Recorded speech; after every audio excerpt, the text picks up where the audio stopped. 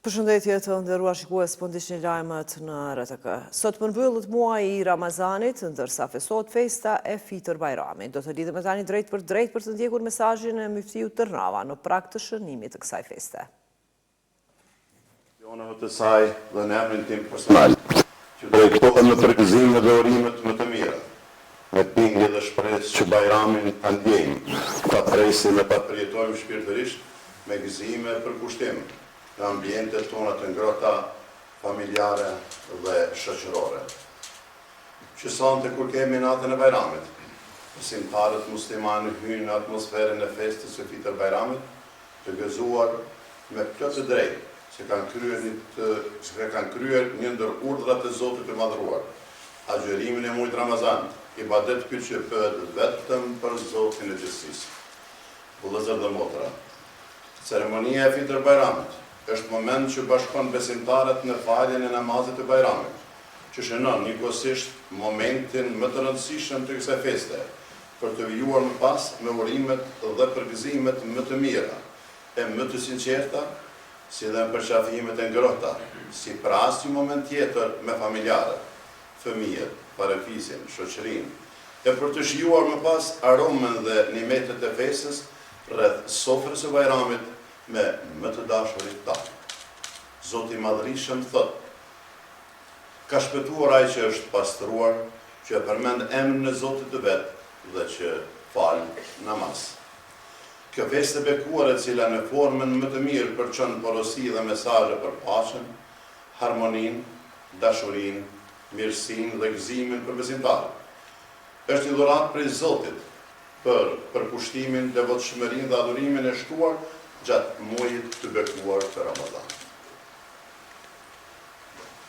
Për një muaj me radhë, agjërimi mbushi zemrën dhe shpirtrat tanë me një ndjenjë të veçantë paqeje, qetësie, e pse jo edhe krenarie.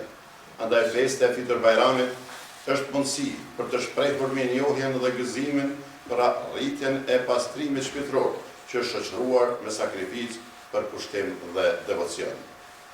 Fitër Bajrami është festë përbashkuese për muslimanët në mbarë botën. Festë që simbolizon triumfin shpirtëror, moment gëzimi dhe reflektimi, që shpreh faljen, mirësinë dhe bashkimin familjar e shoqëror.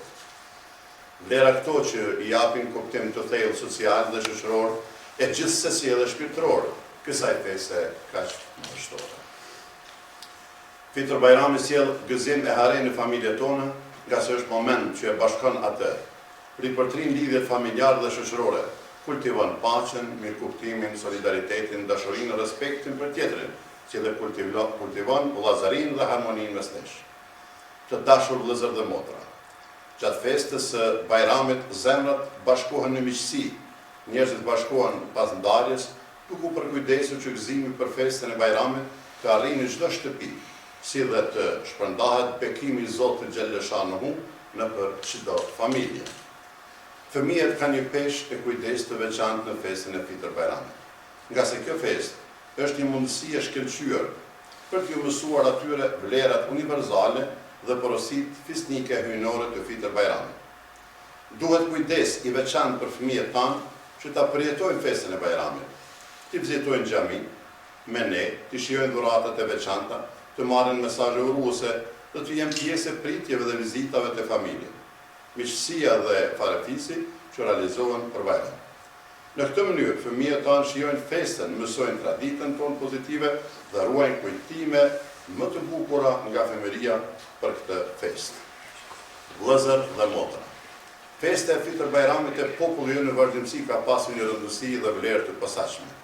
Është festë më popullore dhe më me ndikim në shoqërinë tonë, si në të kaluarën ashtu edhe tash.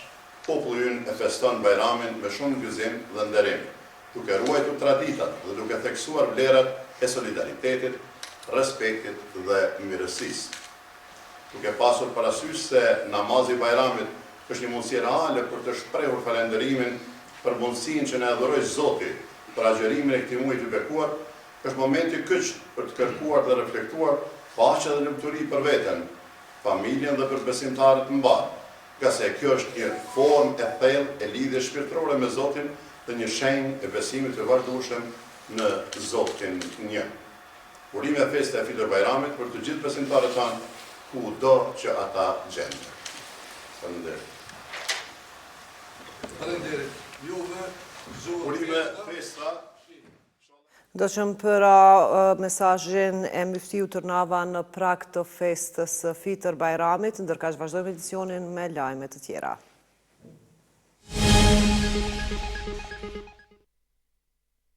Sot është mbyllur afati zyrës së regulatorit të energjisë për dërgimin e komenteve dhe sugjerimeve rreth tarifave të reja të energjisë elektrike. Njohës të fushës thonë se shtrejtimi i energjisë është i pashmangshëm. Sipas tyre, Kosova është dashur të investojë më shumë në prodhimin e energjisë në mënyrë që tarifat të mos shtrejtohen. Sot ka përfunduar afati për dërgimin e komenteve dhe sugjerimeve rreth tarifave të reja të energjisë elektrike. Pas shqyrtimit të tyre, zyra e regulatorit për energji elektrike do të vendosë për përqindjen përfundimtare të mundshme të rritjes. Raportet që janë përgatitur nga profesionistët në zyrën e regulatorit për energji janë bazuar në analizën e gjendjes reale të sektorit të energjisë dhe pasqyrojnë nevojat për rritjen e tarifave në përputhje me kushtet ekonomike dhe teknike të tregut të energjisë. Njohës të fushës thonë se ngritja e tarifave në këtë situatë është e pashmangshme. Edhe sipas deklarimeve të zyrës së regulatorit të energjisë elektrike, çmimi i energjisë do të rritet rreth 15%, unë besoj ai do të jetë çmimi, se sa është i arsyeshëm. Unë kam deklaruar me 10 herë që ngritja e çmimeve nuk është politike drejt, jo vetëm e zyrës së regulatorit të energjisë elektrike, por edhe institucioneve tjera që ndërhyjnë domethënë të energjia elektrike, për shkak se na çdo vit po flasim për rritje të energjisë elektrike e nuk po flasim për rritjen e kapaciteteve prodhuese. Sipas tyre, Kosova nuk ka pasur politika strategjike për të rritur prodhimin e energjisë, për çka dhe po ngrihen tarifat.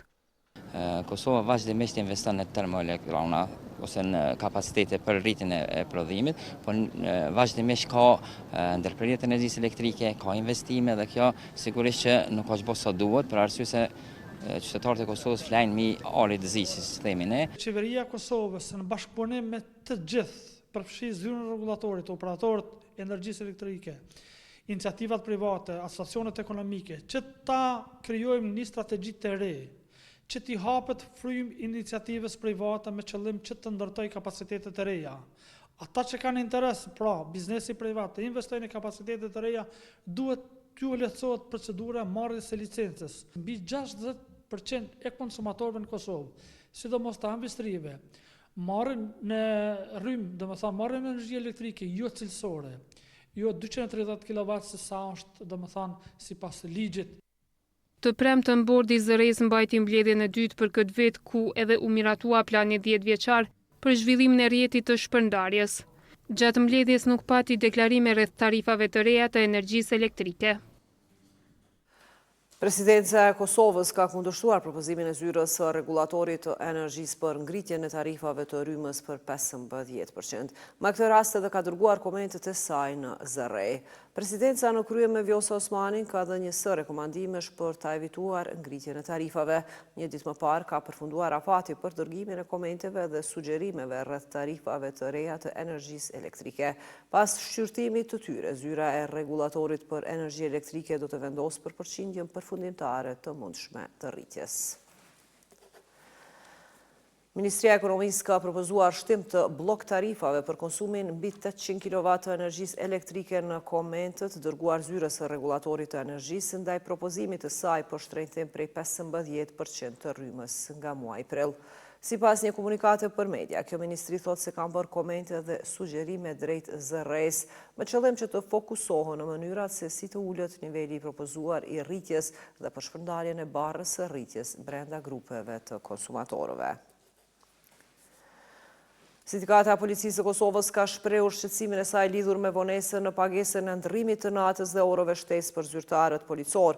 Përmes një reagimi, Sindikata e Policisë kërkon nga Ministria e Financave që të ekzekutojë menjëherë pagesat e prapambetura. në përputhje me të drejtat ligjore të zyrtarëve policor. Kjo është e nevojshme për të ruajtur motivimin dhe angazhimin e tyre në shërbim të qytetarëve dhe sigurisë publike, thuhet në reagim.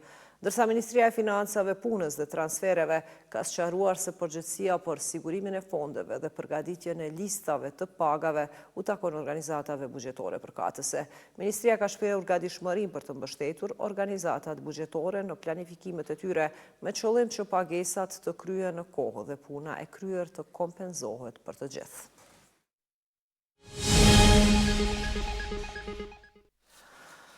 Një shtetas turk është arrestuar në Prishtinë për prodhim dhe shpërndarje të produkteve të dëmshme mjekësore. Njësia për hetimin e krimeve ekonomike dhe korrupsionit ka gjetur në shtëpinë e tij botoks në vlerë rreth 150.000 euro.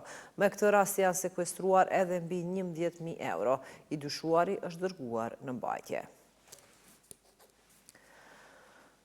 Bashkimi Evropian ka hapur thirrjen për nismën Wi-Fi 14WB, e cila është pjesë e projektit EU for Digital. Përmes kësaj nisme ofron pika publike Wi-Fi falas për deri në 500 komuna në gjithë Ballkanin Perëndimor. Pikat e aksesit Wi-Fi do të instalohen në hapësira publike si sheshe, parqe, biblioteka, muze dhe shkolla, duke ofruar akses falas dhe të besueshëm në internet për banorët dhe vizitorët. Bashkimi Evropian thekson se kjo nismë përfaqëson një hap të rëndësishëm drejt rritjes së lidhjes në rajon, duke fuqizuar njerëzit për të komunikuar, mësuar dhe punuar në mënyrë më efektive në internet. Është pjesë e një plani më të gjerë për ta përshpejtuar tranzicionin digjital në rajon, duke promovuar kështu integrimin e Ballkanit Perëndimor në tregun e vetëm digjital i BE-s.